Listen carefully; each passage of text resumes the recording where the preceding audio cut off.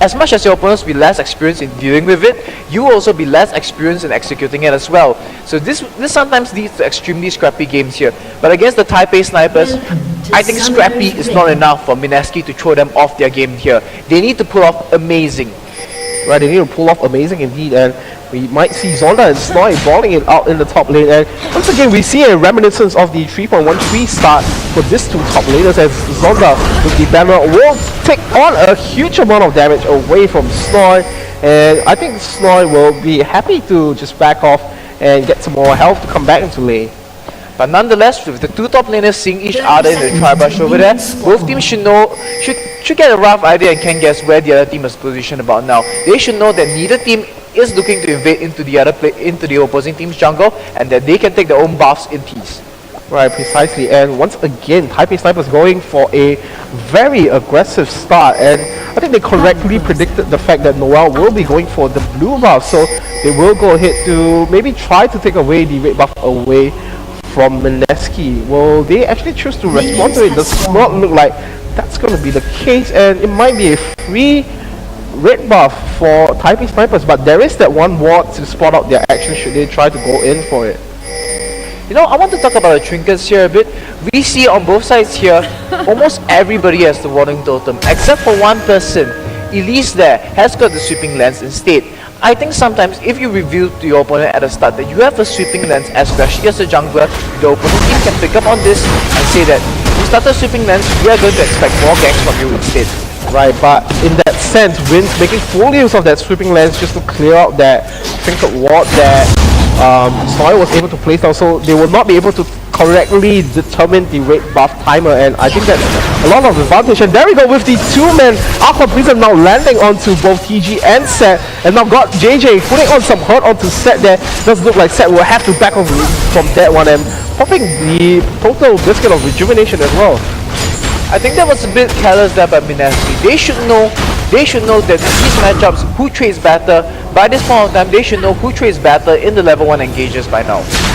So choosing to go in there and take the trade-off on the take the trade-off Karma and Kaden versus Nami and Silver, I don't think that was very smart there by Mineski. That's right, and you have to give it up to Mistake Man, that two-man Aqua Prison, and with that amount of accuracy, I think Set and TG has a lot to fear for down in this bottom lane.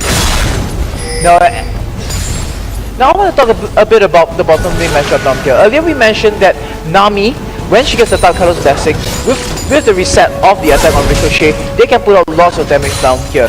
So the question is, with this Karma support, will they be able to match the burst that Taipei Snipers is able to put out? Right, I'm quite curious to see how that will pan out for them. They do have that little flame potential coming in from Sat here, and for TG, you'll be just able to hack away slowly with those auto attack range as well. You'll be able to somewhat harass Silver more effectively than before, and as we do see at this point of time, TG now actually having a slight advantage over God JJ, that CS department here. Moving over to the top lane, Shyvana against Renekton down here. Shyvana and Renekton, this has been a very popular matchup since 3.13. These two have been part of the holy trinity of top laners down here, with the third top laner being Jax in that case. Both top laners get tanky really quickly and have lots of damage as well, being able to bully out most opponents in their lane. When it comes down to Shyvana versus Renekton, it's usually a very skill-based matchup, but who is able to get off better trades and who is able to trigger their attacks better to get off as much damage as possible. Right, it does look like Wins once again going for this really early start aggression, and Wins now jumping in with the Venomous Bite onto Egg. He will not pay for his life there, but once again the early threat coming in from Wins just so dominating over Mineski. Axel must be secretly cursing under his breath at Wins down here. First game, Wins came in so many times, killed him so many times. Axel must be really hating him right now. But he has to understand it's not really hate, it's just a game, and it's all in the name of fun and peace. But it is overall still a competition, so the best man will definitely come out on top. And there we go now, God JJ with the Tight Hunter calling, and the Aqua Prison just barely missing onto him as well. So a small trade-off for Taipei Snipers, but nevertheless, TG actually holding his ground pretty well. And actually we do see God JJ coming back with the CS advantage at this point of time. Check out the movement by Elise down here in top lane. Well, once again, the Cocoon now landing onto Snoy there. Does look like he might go down in the process, but the Ignite will take out, he will take out Zonda in the meantime. And that was the first fly actually going to him, so extra 100 go for him. And now Sad in a bit of trouble. He will have to back up from that with the total discount rejuvenation once more. And now Exo trading back and forth against next ABC again. Does look like next ABC will be able to see himself quite comfortably, as he still has that one pot taking away on his end. There's real composure there by Snoy. He saw the Elise coming from behind, he didn't panic, and he knew what he needed to do to make sure that the trade happened. Right, so Sad at this point of time, Noel at this point of time, still not able to kind of respond to what Wins have installed for the Mineski at this point of time. And it does look like, because of the first blood that Snoy was able to secure for himself, he will come back into lane with the Giant Belt, and Zonda will follow likewise. It does look like it's going to be Wall of Tanks up in the top lane. I actually think that this movement by Noel here, I'm not really liking it. When players usually go for volley bear in their competitions, they want to get off lots of ganks down here. But all the ganks that has been happening so far has been done by Wins. Once in the mid lane, he forced Exo down, he forced Exo low, and then once more in the top lane, securing first blood, force on down there. Right, and now we do see Snoy and Zonda once again trading back and forth in this one. And got JJ and Mystic really putting on the hurt onto TG and Sad in this point of time. And I like Win's choice of pickup here. He went for that early Sorcerer shoes, and that would just allow him to put on so much more damage, and it fits his style really, really well. He wants to go in there, secure those early kills, and then subsequently snowball his team ahead in that one. Well, once again, Wins positioning himself at bot lane down here. We saw him go mid, we saw him go top. Now will we see a gank happen at bot lane? Right, so Wins is patiently waiting around the wings. And I don't think TG and Set might be able to spot at all. So once they overextend, he might be in trouble. And there we go. Set now caught in the cocoon, and the Artificer is not going to land. But with now still on the relentless chase, he could just go in and wait for the Venom to go right. There we go. That's going to be the kill. The exhaust came a little bit way too late. And because of that, Wins able to secure that easily for himself. And up in the top lane, Snoy and Zonda. Now Zonda getting caught on a little low. He has to back off from that. And it's a 3-man down in the bottom lane. They might look to take out this bottom lane turret very quickly. And once again, that's going to be the buffet strategy coming into effect for all the Taipei snipers. Now Wins is everywhere, man. Wins is just everywhere. We saw him go mid, we saw him go top, and now once again he comes bottom and picks up a kill as well. I think this might be one of the newer hallmarks about the early game warning in the 3.14 patch. Because of the early game item purchases, supports, they start with their swords, they start the ancient point. And here we have a fantastic kill. Oh, there we go. Noel flying in with the... So it does look like Mineski has something to say to this. They don't want the blue buff to be taken away, but they have been taken out pretty low. Will Exo actually go down the process? And Mistake will flash in for the auto attack. That's going to be one more kill secured on their end. So 3-1 in terms of kill advantage coming in from Taipei snipers.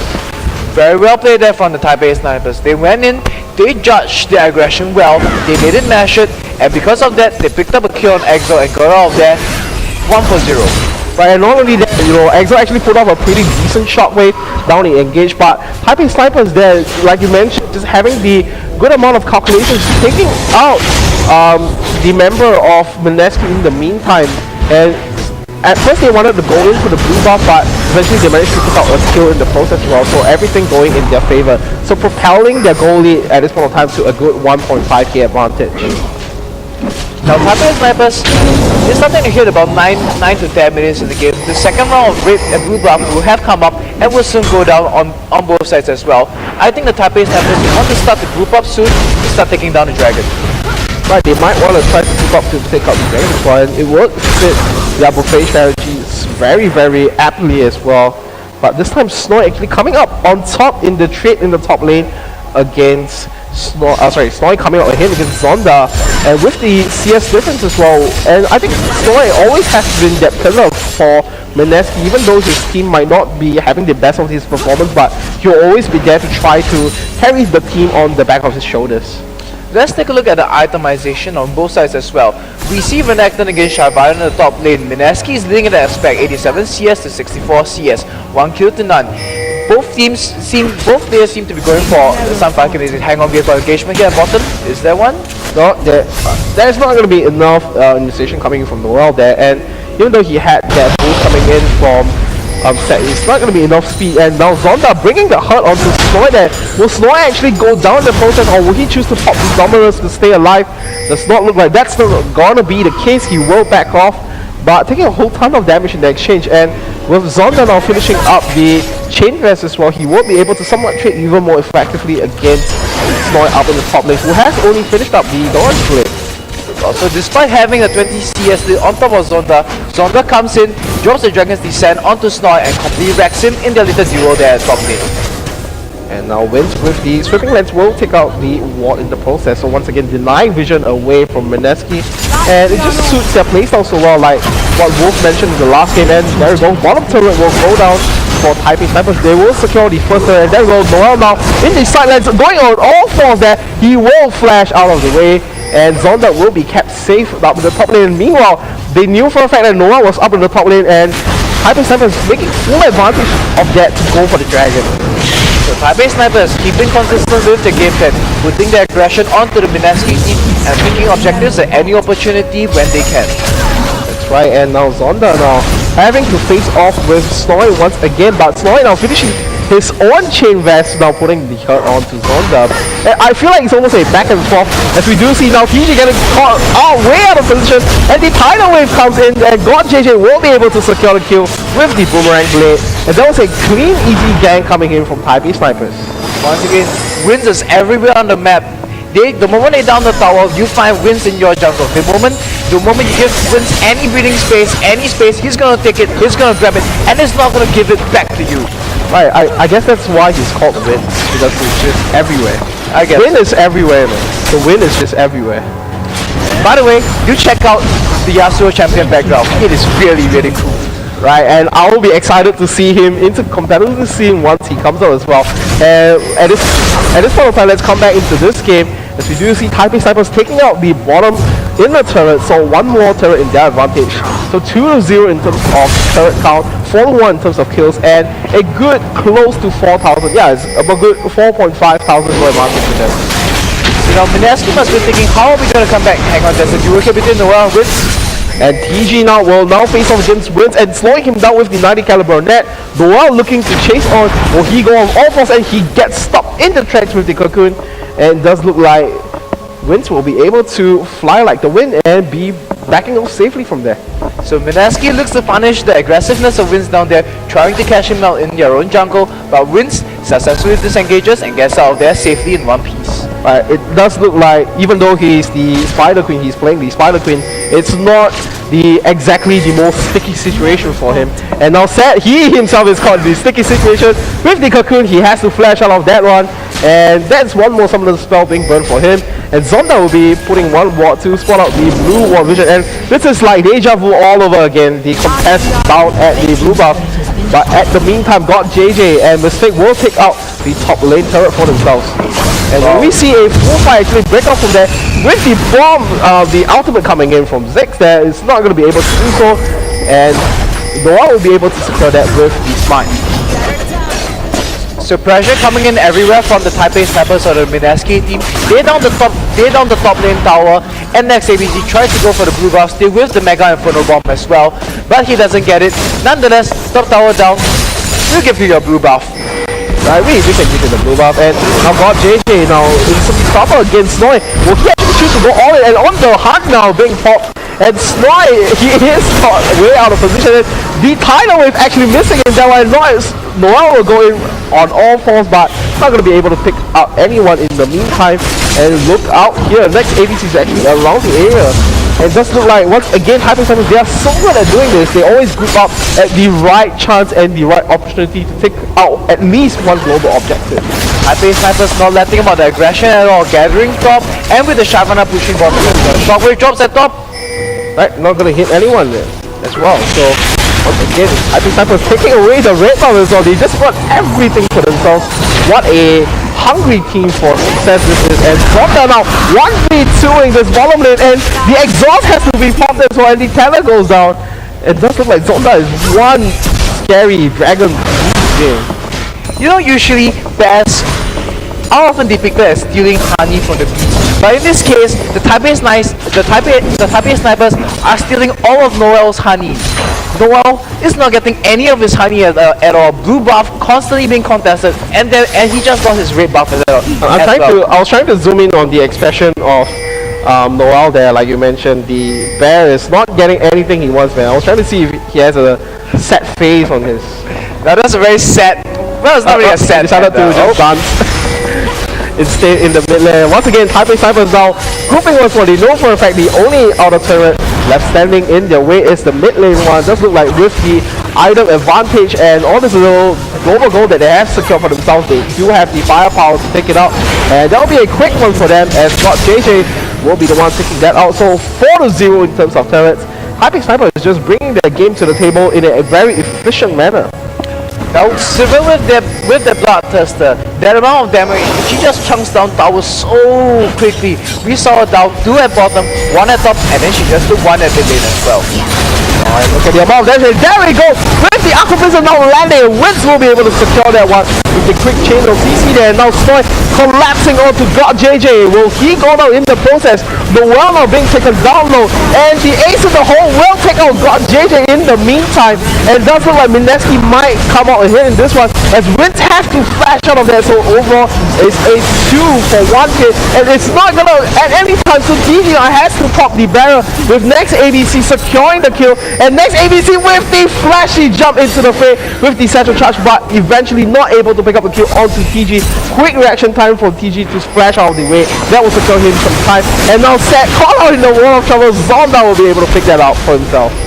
So now we see Taipei Snipers starting to press their advantage. Although TG might have gotten away with the flash there, nonetheless, Taipei Snipers were in there. They traded 3 for 1, and now, well, looks like they're going to group up again to continue to pressure their objectives.